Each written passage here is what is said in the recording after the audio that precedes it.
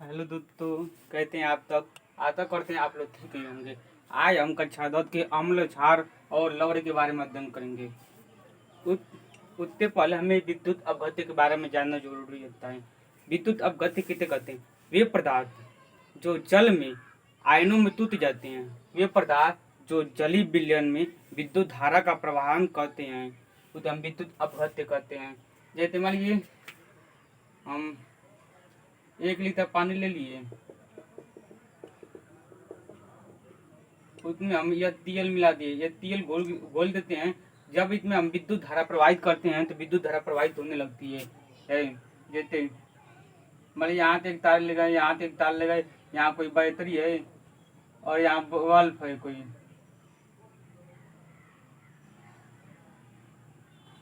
अगर मान लीजिए जल में यह तेल घोलने पर यह विद्युत धारा का प्रवाहन करने लगता है, यह विद्युत अपघट्य कहलाता है।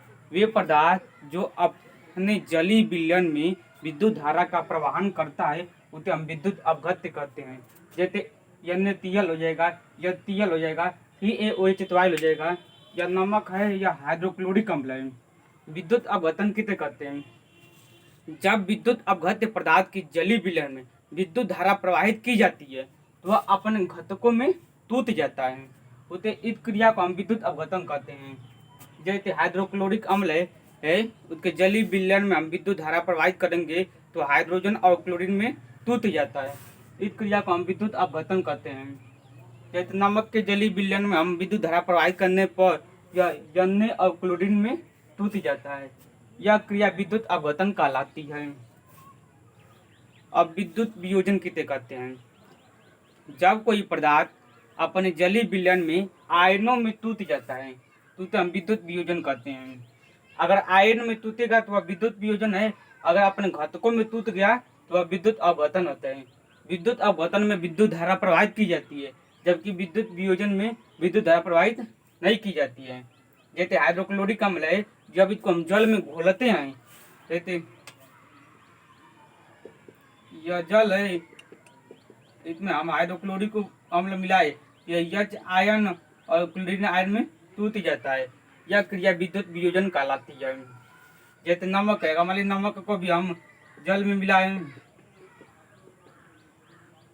यह जल है, ऊपर से नमक डाल रहे हैं NaCl, यह Na आयन और Cl आयन में टूट जाता है। यह क्रिया विद्युत वियोजन कहलाती है।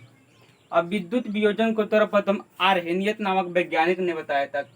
उसने कहा था कि विद्युत वियोजन के संबंधित उसने कहा था कि जब विद्युत अपघट्य पदार्थ को जलीय विलयन में घोला जाता है तो वह अपने आयनों में टूट जाता है। उसका पहला सिद्धांत था।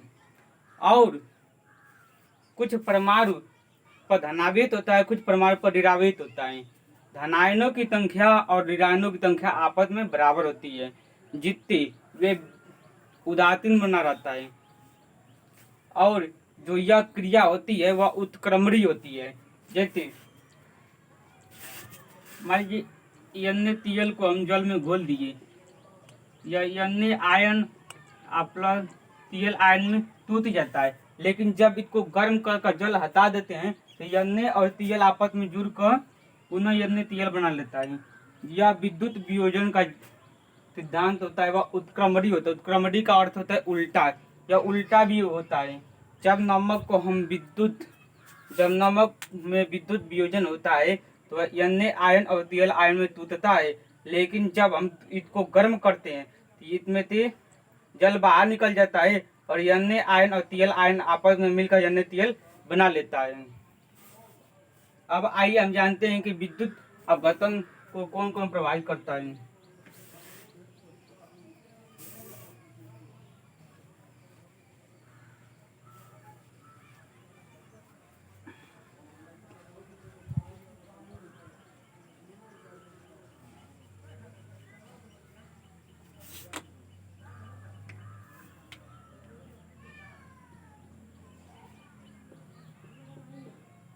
विद्युत वियोजन को प्रभावित करने वाले कारक।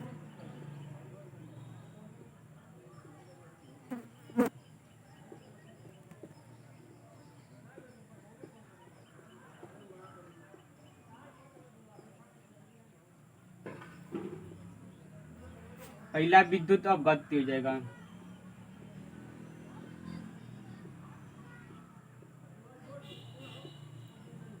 विद्युत अपघट्य मुख्य रूप से दो प्रकार का होता है। एगो प्रबल विद्युत अपघट्य होता है, एगो दुर्बल होता है। प्रबल यह बहुत ही जल्दी आयनों में टूट जाता है, और जबकि दुर्बल यह बहुत धीरे धीरे आयनों में टूटता है। मान ली-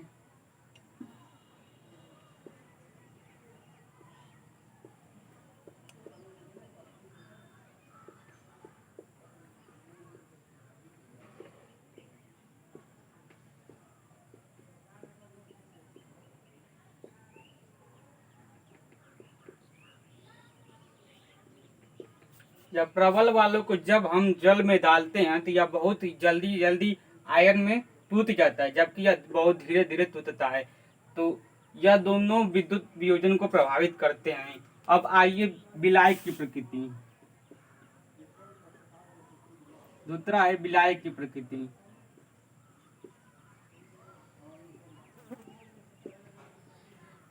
विलायक विलायक भी विद्युत वियोजन को प्रभावित करता है। जैसे जल में विद्युत अपघट्य बहुत जल्दी आयनों में टूटता है, जबकि एल्कोहल हो गया और अन्य कार्बनिक विलायक उसमें बहुत कम टूटता है या टूटबे नहीं करता है।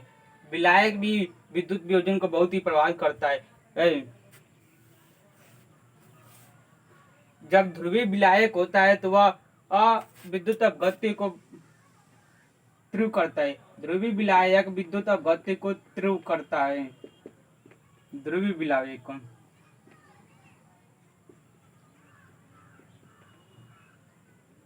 ध्रुवीय विलायक उस विलायक को कहते हैं जिसमें धनायन और ऋणायन पाया जाता है। जैसे जल है, यह ध्रुवीय विलायक है। जब इसको तोड़ेंगे H ion plus O H ion में टूट जाएगा। यह धनात्मक और ऋणात्मक में पाया जाता है, इसलिए इसे हम ध्रुवीय कहते हैं। कुछ अध्रुवीय होते हैं। अध्रुवीय विलायक विद्युत वियोजन को बहुत कम कर देते हैं, अर्थात अध्रुवीय विलायक में विद्युत वियोजन होता ही नहीं है। और तीसरा ताप है। मान लीजिए जब यह 1 लीटर जल है, उसमें हम नमक मिलाए हैं, नमक घोल रहे हैं। अगर इसको हम नीचे से गर्म करें,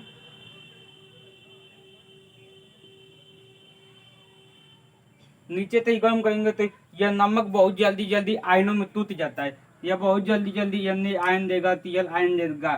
तो जो ताप होता है वह विद्युत वियोजन को तीव्र करता है।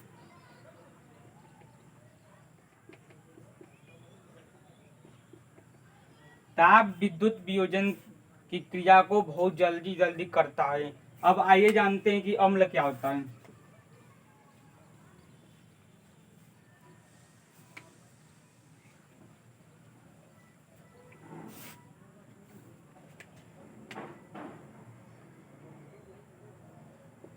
अम्ल वैसे तो यह स्वाद में बहुत खट्टा होता है। अम्ल वे पदार्थ होते हैं जो जल में यच आयन देते हैं, उसे अम्ल कहते हैं। जैसे यह तेल है, जब इसे हम पानी में घोलेंगे तो यह यच आयन देगा, और यह जो जल है उससे क्रिया करके हाइड्रोनियम आयन बना लेता है।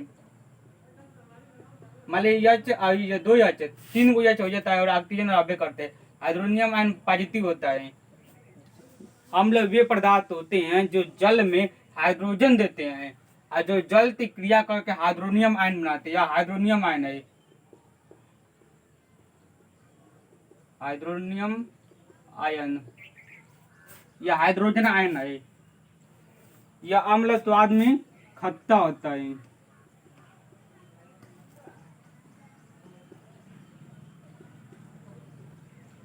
अम्ल भी मुख्य रूप से 2 प्रकार के होते हैं। एक प्रबल अम्ल होता है, एक दुर्बल अम्ल होता है। अम्ल मुख्य रूप से 2 प्रकार के, एक प्रबल अम्ल,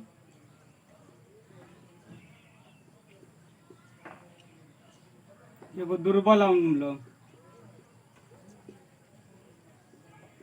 प्रबल अम्ल वे अम्ल होते हैं जो जल में बहुत जल्दी जल्दी यच आयन देते हैं। जैसे यह तेल है, जब इसको हम जल में घोलते हैं यह बहुत जल्दी यच आयन देगा। और मान लीजिए जबकि CH3 है, COOH है, इसको जल में घोलने पर यह आयन कम देता है। यह कम देता है, यह अधिक देता है। तो जो अधिक देगा उसे हम प्रबल कहते हैं, जो कम देगा उसे हम दुर्बल अम्ल कहेंगे। अब अम्ल की क्या क्या खासियत है? यह स्वाद में खट्टा होता है,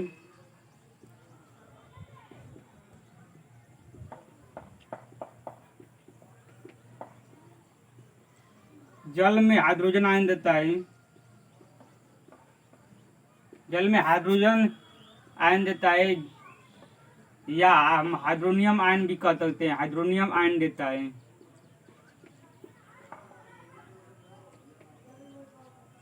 और जो अम्ल होता है वह जल में विलय होता है। अम्ल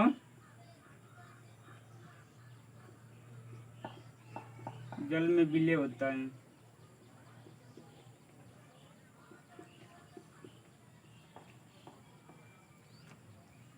अब आइए हम क्षार के बारे में जानते हैं कि क्षार क्या होता है।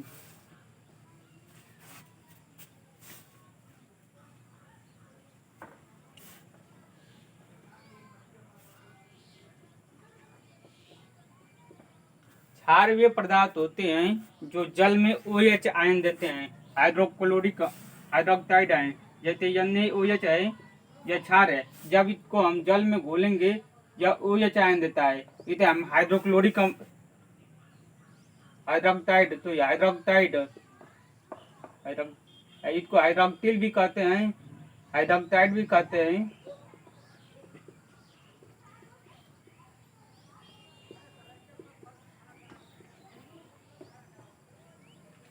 वे पदार्थ जो जलीय विलयन में OH देता है उसे हम क्षार कहते हैं। OH को हम हाइड्रोक्सिल भी कहते हैं, हाइड्रोक्साइड भी कहते हैं। जैसे MgOH ट्वाइल है, जब इसको हम जल में लेंगे यह OH आयन देगा, 2 OH आयन देगा। जैसे TaOH ट्वाइल है, इसको जब हम पानी में घोलेंगे यह 2 OH आयन देगा। TOH है, इसको जल में घोलने पर OH आयन देगा। तो क्षार भी 2 प्रकार के होता है, एक प्रबल होता है, एक दुर्बल होता है। पहला प्रबल क्षार, वे क्षार जो जल में OH आयन अधिक मात्रा में देते हैं उसे हम प्रबल क्षार कहते हैं। जैसे NaOH है, इसको जल में घोलने पर OH आयन अधिक मात्रा में देगा। KOH है वह अधिक देगा, TaOH ट्वाइल यह भी अधिक देगा, MgOH ट्वाइल यह भी बहुत अधिक मात्रा में OH आयन देते हैं। अब दुर्बल क्षार किसे कहते हैं? दुर्बल क्षार वे क्षार होते हैं जो जल में OH आयन बहुत कम देते हैं। जैसे अमोनियम हाइड्रोक्साइड है, NH4OH या NH4OH या जल में बहुत कम OH देता है, इसलिए तो हम दुर्बल क्षार कहते हैं। और इस क्षार की क्या क्या गुण होते हैं? क्षार स्वाद में कड़वा होता है,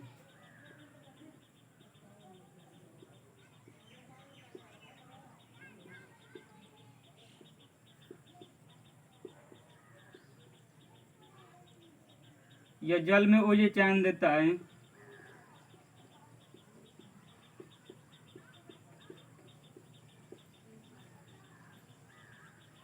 जब क्षार किसी कपड़ा या कागज पर पड़ता है तो वह उसे नष्ट कर देता है।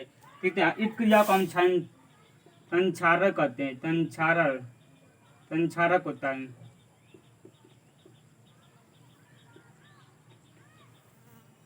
क्षार स्वाद में कड़वा होता है, जो जल में OH देता है, यह संक्षारक प्रकृति का होता है। मतलब ये जब कपड़ा या कागज पर गिरता है तो उसे नष्ट कर देता है।